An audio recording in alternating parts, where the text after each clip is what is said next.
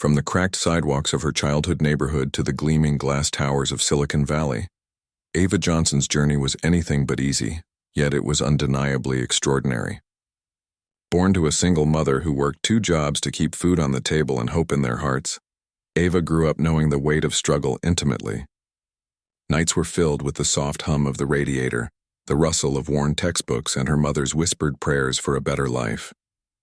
Ava clung to her dreams like lifelines, chasing knowledge with a fire that refused to be dimmed by poverty, judgment, or fear.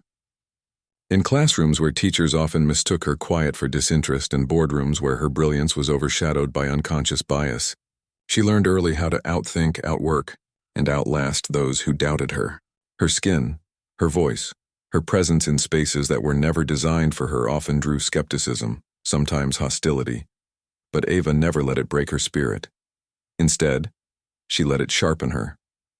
At university, she was the only black woman in most of her computer science classes, where professors forgot her name but remembered every error she made. Still, she coded through the nights, built programs no one believed she could, and graduated top of her class with no applause, just the quiet, searing knowledge that she was meant for more. In her first tech job, she faced a maze of microaggressions, whispered doubts, and closed doors. But instead of retreating, she used every slight as fuel. She worked in silence, built things in shadows, and waited for no one to hand her the key. She built her own door, and when it opened, it led to a future brighter than she had ever dared to imagine. Her breakthrough came when she pitched a radical software idea at a startup incubator, a platform designed to streamline global education access, born from her own frustration with systemic inequality. Investors were skeptical at first. She didn't look like the tech visionaries they were used to backing, but her idea was brilliant, her data airtight, her passion undeniable. She walked into every room like she belonged there, even when no one else thought she did.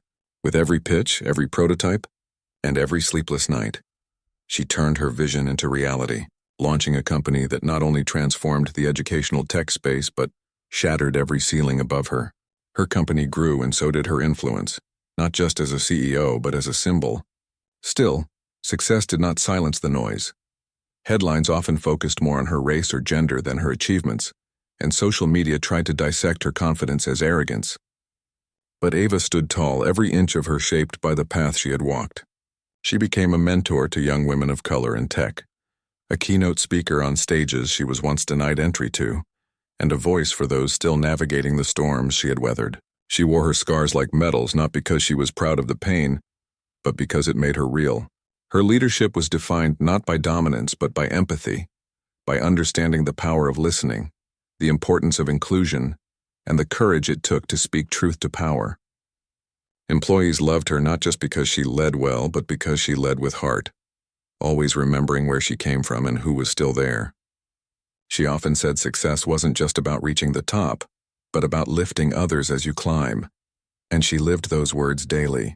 In Ava's office, behind the sleek desk and glowing monitors, was a worn photo of her mother, the woman who taught her resilience, grace, and the value of hard work.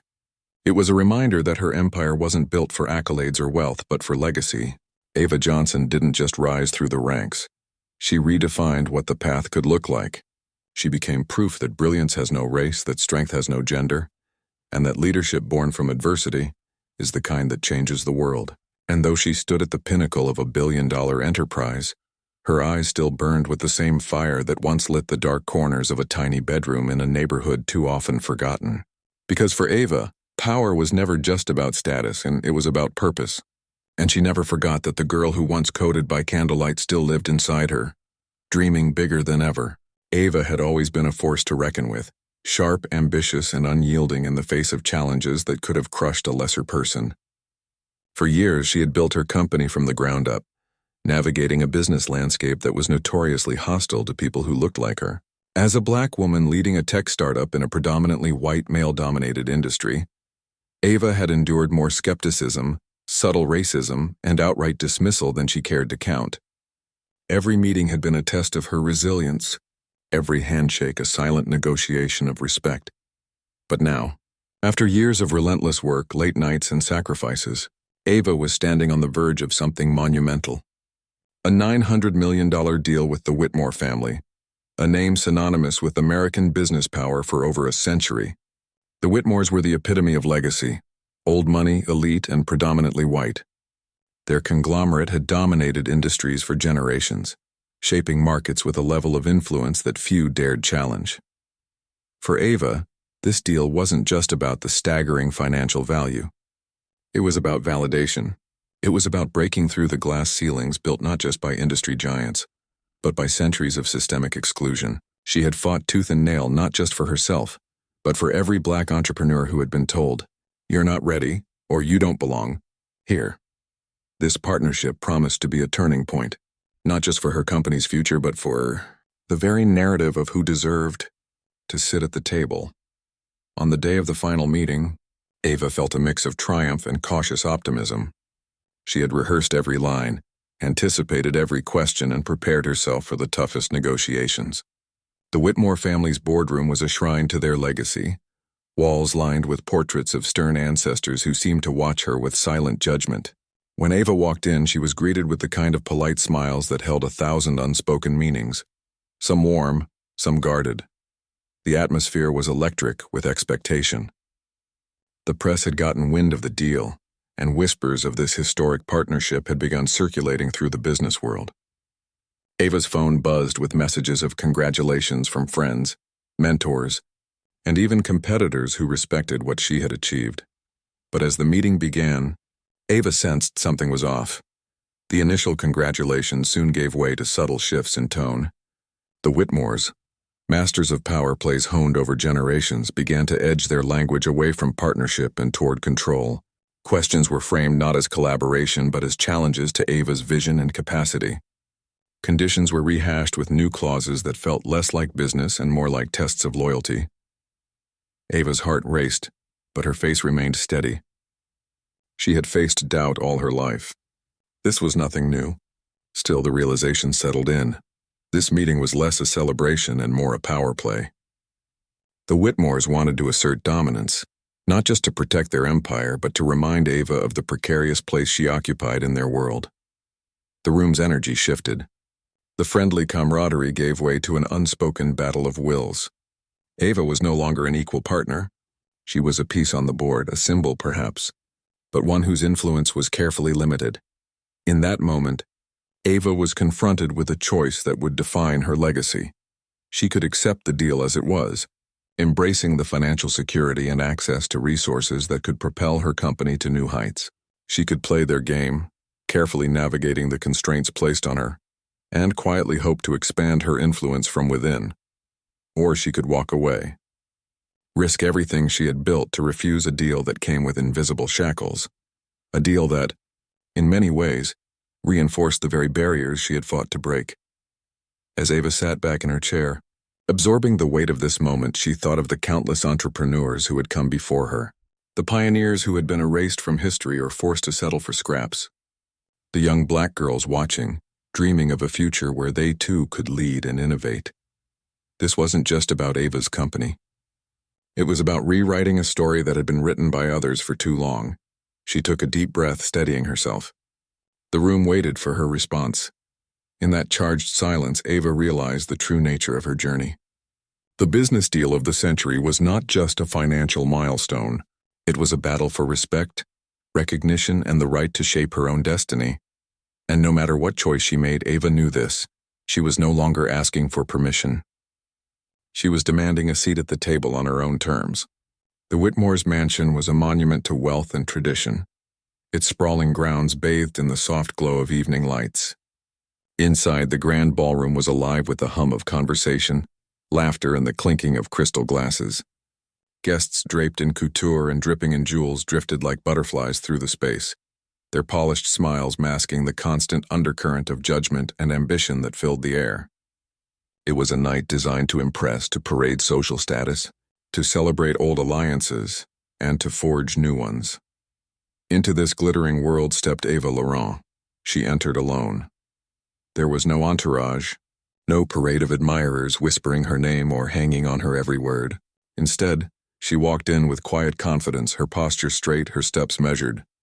Her black dress was flawless but understated, a tailored silhouette that seemed to absorb the light rather than reflect it. The diamond pendant resting against her collarbone was small but exquisite, an emblem of elegance without the need for ostentation. In one hand she held a phone, sleek and modern, a tool she carried as naturally as a sword. Her hair was pulled back neatly, exposing the strength and serenity etched into her face. But despite all of this, no one seemed to recognize her. Not really. The whispers began almost immediately, drifting like poisonous tendrils through the crowd. "Who is that?" a woman asked, her voice thin with disdain. "She's alone. How unusual for a guest of honor. Maybe a new assistant. The girl they hired last month. She's dressed. Well, simply. No designer label, no flashy jewelry. Doesn't belong here." Ava caught the sideways glances, the subtle shrinking of space around her as people edged away, reluctant to include the unknown among their polished ranks. They saw only what was on the surface, a lone woman in black holding a phone, looking out of place in a room full of grandeur and history. They didn't see the years of grit, the countless battles won in boardrooms and on international stages. They didn't see the relentless drive that had propelled her from obscurity to the pinnacle of success. Because here, in this glittering hive of privilege, appearances ruled supreme. Ava stood still, her gaze calm but piercing, scanning the room as if searching for something beyond the frivolity. She was used to this. The dismissals, the quiet exclusions, the assumption that a woman alone, no matter how accomplished, was somehow less than the sum of her achievements, and yet, despite the sting of being overlooked, something deeper stirred within her. A fierce, unyielding flame that refused to be dimmed by shallow judgment. She remembered the countless meetings where her ideas were ignored until echoed by louder voices. The boardrooms where her presence was questioned, her authority undermined. The moments when the only acknowledgement she received was a polite nod, when the real respect was reserved for those who fit the expected mold. But tonight at the Whitmore's grand party, she was not here to seek validation. She was here because she had earned her place. The night stretched on. Champagne flowed, conversations buzzed, and the dance of facades continued unabated. Guests flaunted their pedigrees and whispered their ambitions, each one wrapped in layers of pretense as delicate and fragile as the crystal chandeliers overhead. And still, Ava waited. Then, like a ripple breaking the surface of still water, Eleanor Whitmore appeared. The hostess of the evening, she floated into the room with the effortless grace of a queen surveying her court. Her gown shimmered with every step, diamonds sparkling like captured stars on her wrists and neck. The room stilled as she moved through it, parting the crowd like the tide itself. When Eleanor reached Ava, the transformation was immediate. With warmth and unmistakable reverence, Eleanor took both of Ava's hands in hers. "My dearest Ava," she said, her voice rich with genuine delight. "Our guest of honor, finally." The words sent a shockwave through the room. Faces shifted from polite indifference to startled recognition. Whispers died, replaced by sudden breathless gasps. The guests looked around as if realizing for the first time that they had been wrong all along. Here was the woman they had dismissed. Here was the guest of honor, the celebrated figure they had failed to acknowledge. And Ava, standing poised and unshaken, allowed herself a small smile, not one of triumph or bitterness, but of quiet assurance. A smile born from years of overcoming, from the understanding that true power rarely announces itself with fanfare. The crowd scrambled to adjust their perceptions, to mask their embarrassment with forced smiles and hurried introductions, but it was too late. The truth had settled like a stone in the room. Ava was not just a guest. She was the reason for the gathering, the very embodiment of success and substance behind the glittering facade. In that moment, Ava owned the room, not because of the diamonds she wore or the dress that hugged her silhouette, but because of who she was. A woman who had defied expectations, shattered glass ceilings, and claimed her place at the table, regardless of the pretenses around her. The party continued, but the atmosphere had shifted. The guests now looked at Ava with a mixture of respect and newfound curiosity. Some smiled more genuinely, others nodded with grudging admiration. But Ava knew better than to expect the world to change overnight. She had learned that appearances could be deceiving, and that the greatest battles were often fought in silence away from the limelight. Tonight was a reminder, not just to the crowd, But to herself, that recognition might be slow, but it was inevitable when grounded in true accomplishment. As the chandeliers cast their warm glow over the room, Ava Laurent stood tall amidst the pretense, a quiet force of authenticity in a world eager to judge by surface alone. And that made all the difference. The grand ballroom shimmered with an opulence that seemed almost surreal. Crystal chandeliers cast a warm golden glow over the assembled guests, whose laughter and murmured conversations wove together like threads of silk. The air was thick with expensive perfume and the faint pop of champagne corks. This was a night meant to celebrate success, influence, and tradition, the kind of event where names like Whitmore carried weight and history in every syllable. Ava stood quietly on the fringe of the room, her presence both understated and undeniable. She wore an emerald gown that clung to her figure with elegance and grace, the deep color a stark contrast to the pale tones favored by many guests. Her posture was regal, every inch the poised woman she had trained to be, confident, accomplished, and impeccably aware of the world she navigated. Yet tonight she was painfully aware of how precarious her place was, walking into a space where power and privilege were woven tightly with assumption and exclusion. She moved toward the buffet, intending to blend in just enough to avoid attention. But she was far from invisible. Ava was the daughter of a prominent civil rights advocate, Harvard-educated and a powerful speaker in her own right. She was a guest of honor. Yet all those accomplishments, all the legacy she carried, seemed to evaporate in an instant. The sharp command cut through the ambient noise of the room like a knife. "Hey, Blackie, go serve." The words didn't come from a stranger, but from Margaret Whitmore, a woman whose family name was practically etched into the marble of the mansion itself. Margaret's voice was loud and clear, filled with an arrogant ease that betrayed no hint of awareness or remorse. She didn't just speak to Ava. She dismissed her, reduced her to a caricature, a role she knew Ava was not playing, but one she insisted upon anyway. The crowd's reaction was immediate. A ripple of laughter spread like wildfire, cruel and unaware. The sound wasn't just amusement, it was the echo of centuries of prejudice, ignorance, and systemic racism wrapped up in a moment of collective derision. No one stopped to think, to ask, to challenge what had just been said. They simply laughed, their amusement fueling Margaret's confidence. Ava stood frozen. The initial shock hit her like a physical blow. Her throat tightened and a cold wave of humiliation washed over her.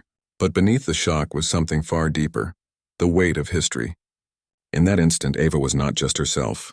She was every black woman who had ever been belittled, marginalized, or erased. She was the daughter who heard her mother's whispered tears after a painful encounter. She was the granddaughter who learned, through stories and scars, about the endless fight for dignity and respect. The laughter buzzed around her, a cruel backdrop to the stinging reality. Her eyes met Margaret's, and for a brief moment Ava saw a flicker of confusion, as if Margaret was beginning to realize the gravity of what she had said. A murmur ran through the crowd. Someone whispered to Margaret, explaining who Ava truly was. But that realization came too late. The damage had already been done. Margaret's smirk faded, replaced by a sudden awkwardness. She opened her mouth to apologize, her words stumbling out awkwardly, but the damage was irreversible. The room had already shifted. Some guests looked away, uncomfortable but unwilling to confront the moment.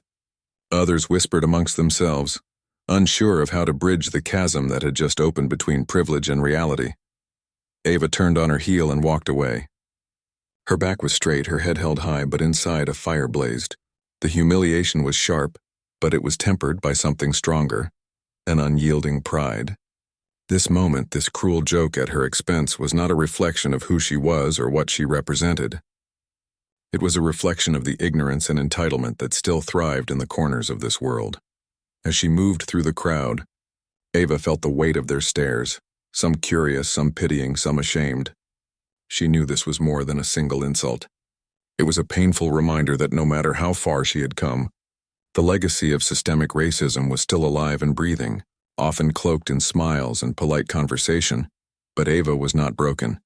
She had spent years building a life on resilience and strength, shaped by the women who came before her. She understood that humiliation, when faced with dignity, could be a catalyst, a moment that forces people to see uncomfortable truths. Tonight, the laughter would linger in the air, but so would Ava's presence. The echoes of her courage would reach far beyond the walls of this ballroom. And when the guests looked back on this night, long after the chandeliers had dimmed and the last glass had been emptied, they would remember not just the insult, but the woman who refused to be diminished by it. Ava's journey was not defined by this moment of pain. It was defined by the strength she showed in rising above it, the quiet but fierce assertion of her worth in a world that still struggled to recognize it. And in that, there was hope. The boardroom was a cathedral of power, glass walls reflecting the sharp lines of expensive suits and cold ambition. Inside, the atmosphere buzzed with self-assured voices and clipped laughter, a gathering of men who had long grown comfortable with their own dominance. They occupied the space as if it were their kingdom, a stage where their every word was law. At the far end of the massive table, barely noticed, sat Ava. She was poised, elegant in her quietness, but invisible in the sea of confidence that surrounded her. No one had truly seen Ava, not really. To them, she was just a woman who'd somehow found her way into a room meant for titans of industry. Maybe an assistant, a secretary, or a minor investor, certainly not someone who mattered, not someone who could wield the power to make or break a $900 million deal. That was their first mistake. The meeting had been long, full of jargon and numbers, endless talk about projections, returns, and leverage. Ava had listened patiently, absorbing every word with an intensity that none of the others recognized as anything more than polite attention. The men cracked jokes, some crude, some dismissive, all directed with the careless confidence of those who felt untouchable. And then came the moment, a joke at her expense, a joke so cold, so dismissive that it carved through the room like a knife. The laughter that followed was loud, crude, and cruel. They mocked the woman they thought was powerless, the one whose silence they mistook for weakness. But Ava's silence was no surrender. It was a gathering storm, her lips pressed into a thin line, her breath steady. The room seemed to pulse with the aftershock of that careless cruelty. Yet she did not raise her voice, did not demand respect or apology. Instead, she reached for her phone. The room, still reeling from its own amusement, barely noticed the subtle movement. Her fingers hovered over the screen. Time seemed to slow. The chatter died. The laughter faded into an uneasy quiet. Then, with a voice low and clear, steady yet edged with the steel of unspoken pain and determination, Ava spoke into the phone. "Cancel the $900 million deal." The words hung in the air like a guillotine blade descending. The room fell utterly silent. The men froze mid-sentence, eyes widening in disbelief. Faces paled as the truth dawned. Ava was no mere observer, no inconsequential outsider. She was the decision-maker, the one with the power to end their ambitions with a single, calm command. Shock rippled through the room, the balance of power shattering in an instant. The men who had mocked her now understood they had been fools. They had underestimated her because of her gender, her silence, her very presence. They had failed to see the steel beneath the grace, the strength behind the quiet gaze. Ava stood slowly, her posture regal, her expression unreadable. Her eyes shimmered, not with tears but with the quiet sorrow of betrayal, the weight of having to wield power in a world that so often dismisses it when it wears a woman's face. Yet she showed no anger, no bitterness, only the calm resolution of someone who knew that true strength was not about noise or fury, but about unwavering control in the face of adversity. She was a reminder, silent but devastating, that power does not demand to be heard to be felt. Sometimes the loudest voice is the one that never needs to raise itself above the rest. Around the table, the men sat motionless, the echo of her words like a storm that would not pass quickly. The deal was dead, not because of figures or forecasts, but because of respect withheld and arrogance exposed. Ava had made a choice not just about money, but about dignity and recognition. In that moment, the room was not just silenced. It was transformed. The invisible woman had become the most powerful force in the room, reshaping the landscape of their ambitions with nothing more than a phone call and a quiet command. The irony was cruel and fitting. They had mocked her for being silent, for being quiet, for being a woman, and in that silence, she had wielded power far greater than their mocking voices could comprehend. Ava's decision was more than business. It was a statement, a reckoning. It was the kind of moment that changes the course of lives and legacies. And as she left the room, composed and unshaken, the men were left to confront the cost of their mistake, not just in dollars, but in respect, in reputation, and in the realization that true power is never to be underestimated, especially when it is silent. The Whitmore estate was a monument to legacy. Its grand halls echoed with the footsteps of generations, its walls adorned with portraits of success and tradition. Tonight, the sprawling mansion was alive with excitement and anticipation. The Whitmore family had gathered to celebrate what they believed would be the crowning achievement of their empire, a massive deal that promised to secure their dominance for years to come. The air buzzed with champagne bubbles and the soft murmur of well-dressed guests exchanging congratulations and compliments. Margaret Whitmore stood near the grand staircase, radiant in a gown that shimmered under the chandelier's light. She was the matriarch, the symbol of Whitmore power and grace. Tonight she was glowing with pride in her family and their achievements and in the future they were about to claim. This wasn't just a party. It was a declaration, a reaffirmation of the Whitmores' place at the pinnacle of success. Yet, beneath the surface of the celebration, a storm was quietly gathering. Ava arrived later in the evening, her presence calm but commanding. She wasn't just a guest, she was a statement. Ava embodied everything the Whitmores claimed to value: intelligence, ambition, diversity, and a fresh vision for the future. Her invitation was supposed to signal a new chapter, a bridge between the old guard and the evolving world beyond the estate's walls. But the night unfolded differently.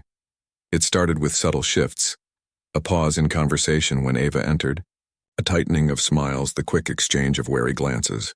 Margaret noticed, though she chose to ignore the creeping discomfort. After all, she believed in her family's goodwill. She told herself the murmurs were nothing more than nerves and the unfamiliar. Then came the moment that shattered everything. In a quiet corner of the party, a casual remark was made, a comment steeped in prejudice, cloaked in the guise of concern but unmistakably exclusionary. It was one of those remarks that, once spoken, hung heavily in the air like a thick fog. Ava heard it clearly, and so did everyone else. The room grew colder. Ava's expression remained composed, but there was a flicker of pain in her eyes, not for herself, but for what the comment revealed. It wasn't just a slip of the tongue. It was the unveiling of an unspoken truth. The Whitmore's empire, glittering as it was built on foundations that didn't allow for true inclusion. The walls of tradition and privilege were high, and the doors, though wide open in appearance, were barred in reality. With a quiet dignity, Ava turned away from the stunned faces and left the party. Her departure was more than a walk out the door. It was a walk away from injustice, from a system that refused to recognize her worth beyond a stereotype. It was a choice to no longer tolerate the subtle but persistent biases that had been tolerated for far too long. The room fell silent. Margaret's heart sank as she watched Ava's retreating figure disappear into the night. The glow of the celebration dimmed, replaced by a creeping horror. This wasn't just about losing a guest. It was about losing the future they had so confidently promised themselves. The massive deal, the partnership that would have propelled the Whitmores to even greater heights, was now slipping through their fingers. Desperation filled the air. Margaret and the others scrambled to apologize, their voices tinged with regret and panic. They called out to Ava, seeking forgiveness, trying to mend a fracture they had only just realized was so deep. But Ava didn't turn back. Her resolve was unshaken. This was not a wound that could be quickly healed with polite words or hollow apologies. As the night wore on, the weight of the moment settled heavily on the Whitmores.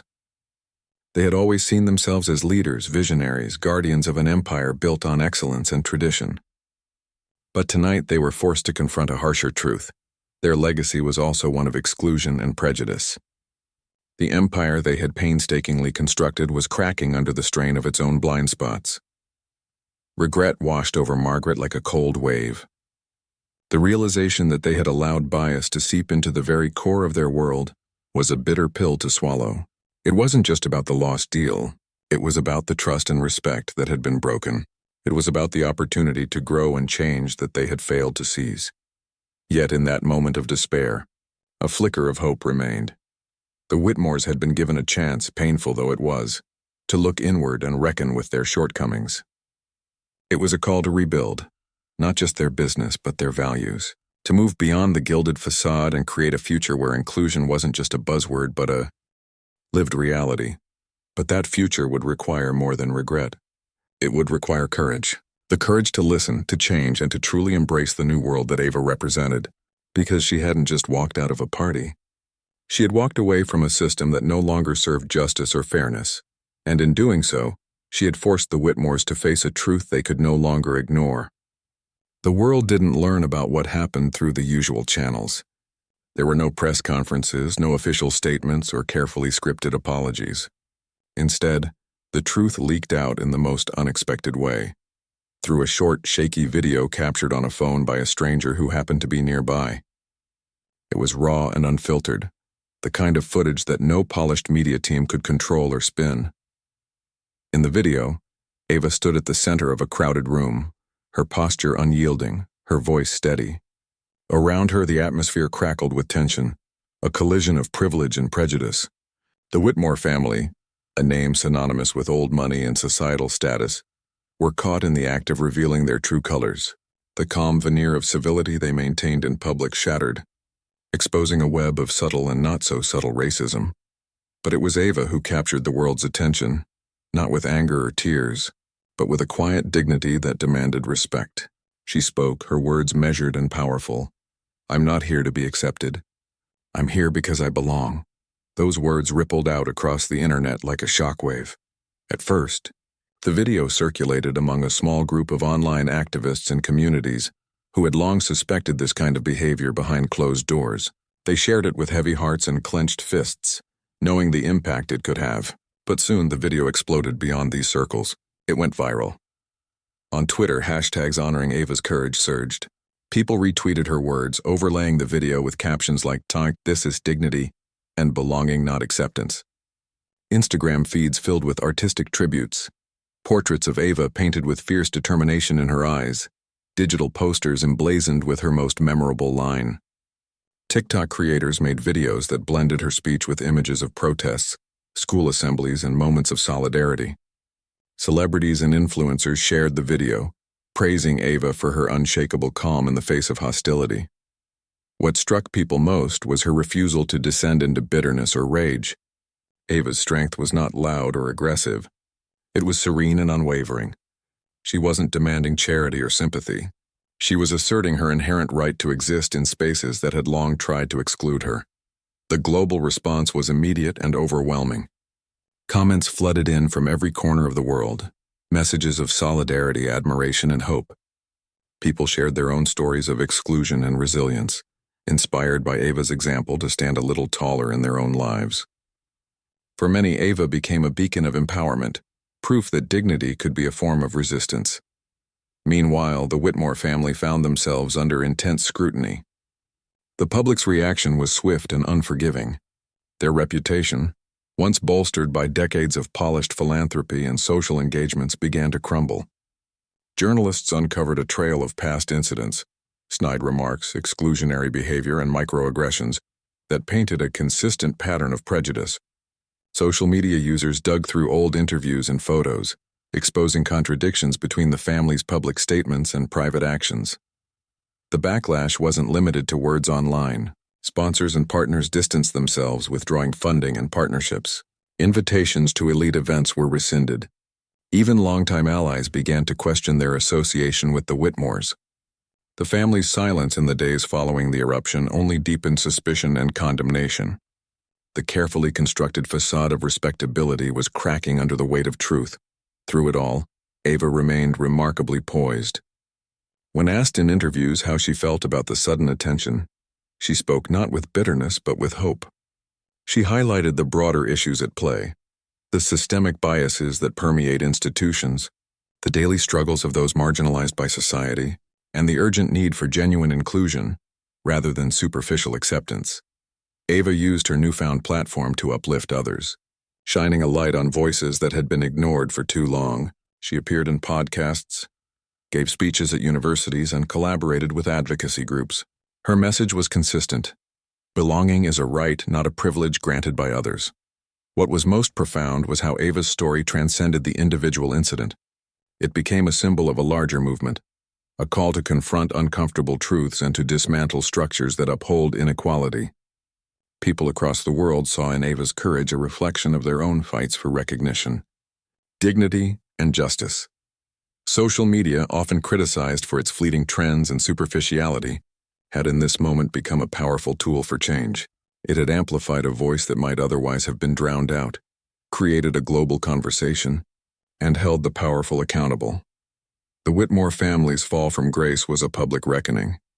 But Ava's rise was quieter, more profound. She didn't seek revenge or humiliation. Instead, she modeled what it means to reclaim power with grace and integrity. Her calm defiance spoke volumes in a world too often dominated by noise and outrage. In the aftermath, there was a shift, not just in public opinion, but in the hearts of those who witnessed the eruption. Ava's story became a catalyst for reflection and action. Schools began revisiting their diversity programs. Communities held dialogues about race and inclusion. People who had remained silent before found courage to speak out. And through it all, Ava stood firm, a living testament to the idea that true strength lies not in dominance, but in the quiet assertion of one's rightful place in the world. In the days and weeks that followed the explosive revelations, the business world found itself at a crossroads. Ava's company, once a small contender in a vast corporate landscape, had suddenly become a beacon of hope, a symbol of empowerment, resilience, and unwavering integrity. Her decision to stand firm against overwhelming pressure, to refuse silence in the face of injustice, resonated far beyond her immediate circle. It ignited a fire that would change the fabric of the corporate world. From the moment the scandal broke, Ava's company was thrust into the spotlight. Headlines celebrated her courage, not only as a business leader but as a champion of diversity and inclusion. In an era too often defined by empty promises and performative allyship, Ava's company was living proof that values could be more than words. They could be the foundation of success. Investors, long wary of risk, began to see something new. They saw a company led by someone who wasn't just chasing profit, but championing principles. Soon, Ava was fielding calls from venture capitalists and socially conscious investors eager to back a company that dared to put ethics first. These offers came with more than money. They came with respect, with partnerships grounded in mutual trust and shared vision. Inside Ava's office, the atmosphere shifted. The team, once overwhelmed by the fallout and uncertainty, found renewed energy. They felt a collective pride in their work, a deep sense of purpose fueled by the knowledge that they were building something real, something that mattered not just to shareholders but to society at large. The company culture blossomed, embracing diversity as its lifeblood, and innovation flourished in an environment where every voice was heard and valued. Ava herself remained humble yet resolute. She didn't seek glory. She sought change. Every interview, every public appearance was a testament to her belief that businesses could and should be forces for good. Her story inspired countless others, from young entrepreneurs to established leaders grappling with their own ethical dilemmas.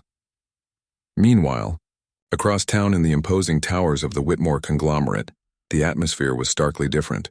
The scandal had ripped through the company like a storm, exposing years of neglect and corruption beneath its polished surface. Once regarded as an untouchable titan of industry, Whitmore now found itself battling a crisis of unprecedented magnitude. Clients, many of whom had long turned a blind eye to the company's darker undercurrents, began to pull away. Contracts were canceled, negotiations stalled, and trust, a commodity more fragile than gold, crumbled. Whitmore's partners distanced themselves, wary of association with a brand now synonymous with scandal. The boardroom buzzed with anxiety as executives scrambled to contain the damage, but each effort seemed to deepen the crisis rather than quell it. Stock prices plummeted. Analysts downgraded their outlooks. The company's reputation, once its most valuable asset, lay in ruins. What had been an empire built on power and prestige was now fighting for survival, weighed down by its own misdeeds. And through it all, Ava's company stood firm, unchanged in its values, unshaken in its mission. The contrast between the two companies could not have been starker. While Whitmore faltered under the weight of its failings, Ava's company soared on the wings of authenticity and courage. For Ava, the victory was never about seeing a rival fall. It was about proving a deeper truth, that leadership grounded in integrity and respect could withstand even the harshest storms. The scandal had tested her resolve, but rather than breaking her, it had forged her into a leader who understood that true power comes from standing up for what is right, not just what is profitable. Her story soon became a case study in boardrooms around the world, a testament to the transformative power of courage and conviction. Business schools invited her to speak. Industry conferences hailed her as a pioneer. Ava's journey was no longer just about one company's rise. It was about shifting the very narrative of what corporate success could look like. As investors poured in and partnerships blossomed, Ava remained focused on the future. She pushed for policies that further embedded diversity and inclusion into the company's DNA. She championed transparency, accountability, and a culture where everyone, regardless of background, could thrive. The ripple effect of her leadership extended beyond profits and market shares. It touched lives, inspired communities, and redefined what it meant to lead with heart. In contrast, Whitmore's downfall served as a sobering reminder to the industry of the dangers of complacency and greed. Its story became a cautionary tale, one that underscored the importance of ethics in business and the high cost of ignoring the human element behind the bottom line. Ultimately, the corporate consequences of the scandal were clear. A company built on authenticity and courage could weather the storm and emerge stronger, while one built on a foundation of silence and compromise would inevitably crumble. And Ava, standing at the helm of this new era, knew this was only the beginning. She wasn't just changing her company, she was changing the game itself. In the aftermath of the scandal, the corporate world watched in awe as Ava's company underwent a remarkable transformation. What began as a crisis for many became a defining moment for her and her team, a moment where courage, conviction, and a deep sense of justice sparked something far greater than any balance sheet could measure. Ava's company didn't just survive the turmoil. It became a symbol of empowerment and diversity, in a landscape too often marred by complacency and inequality. For years, Ava had quietly nurtured a culture rooted in respect, inclusivity, and fearless honesty. When the scandal broke, revealing the dark underbelly of the Whitmore conglomerate's practices, Ava faced a choice that many would shy away from. She could have stayed silent, protected her own interests, and quietly weathered the storm. Instead, she chose to stand tall, to speak truth to power, and to align her company's future with principles that mattered most. That choice resonated deeply, first within her own walls, then far beyond. Investors who had once been cautious or indifferent suddenly saw in Ava's company not just a profitable venture but a movement. They admired her unwavering stance, the way she refused to let corporate greed and corruption define her story. Letters poured in, phone calls followed, and meetings with potential partners became more frequent and more enthusiastic. These investors weren't just interested in numbers. They wanted to support a mission, to be part of a legacy that promised something different, a future where business could be both successful and just. The media caught wind of the shift as well. Stories emerged highlighting Ava's company as a shining example of what corporate responsibility could look like. Features praised its commitment to diversity, its transparent leadership, and its refusal to bow to pressure. Ava became a sought-after voice in industry panels, conferences, and interviews, her story inspiring others to rethink their own values and priorities. Meanwhile, on the other side of the corporate divide, the Whitmore conglomerate was facing a very different reality. The scandal had ripped through the company's facade, exposing cracks that no amount of spin or damage control could conceal. Clients who had once trusted Whitmore began to reconsider their loyalties. One by one, contracts were reconsidered or quietly allowed to lapse. Partners fearing association with a brand now synonymous with scandal and unethical behavior began to pull away. The conglomerate's carefully built reputation, painstakingly cultivated over decades, was unraveling at a terrifying speed. Inside Whitmore's headquarters, tension simmered. Boardroom discussions turned frantic as executives grappled with the fallout. The public backlash was relentless, and the company's stock prices plummeted, reflecting the deep mistrust spreading through the market. Employees too felt the sting. Morale dropped as uncertainty loomed over job security and the company's future. Whispers of internal dissent grew louder, and some longtime employees began to quietly seek opportunities elsewhere. The contrast between the two companies could not have been starker. Where Whitmore's empire was crumbling, Ava's company was ascending. But the story wasn't just about business success or failure. It was a narrative of values clashing, of integrity challenging corruption, and of a new corporate ethos emerging from the ashes of old power structures. For Ava, this was both a victory and a responsibility. She understood that her company's newfound success came with expectations. Expectations to lead not only in the marketplace, but also in shaping a better corporate culture for the industry as a whole. She embraced this role with humility and determination, knowing that true change required sustained effort, not just a moment of triumph. Her team grew stronger, united by a shared belief in the mission. Together, they continued to push for innovation, not only in their products and services, but in how business could serve people and communities. They built partnerships with organizations committed to social justice and environmental stewardship, further embedding their company's identity as a force for good. The ripple effects of Ava's courage extended beyond her company.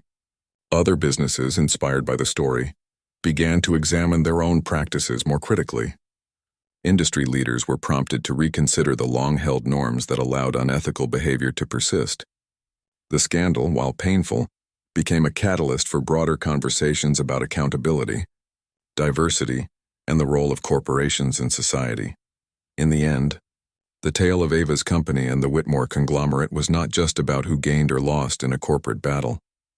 It was about the power of standing firm in one's beliefs, even when the odds are daunting. It was about how one company's commitment to doing what's right can inspire change far beyond its walls. And it was a testament to the fact that in today's world, integrity is not a liability. It's the greatest asset a company can have. As Ava looked toward the future, she did so with cautious optimism. The road ahead would undoubtedly have challenges, but the foundation she had helped build, a foundation of courage, diversity, and hope, was stronger than ever. And in that foundation lay the promise of a new era, where business could be a force for empowerment, change, and true progress. Ava never set out to be a legend.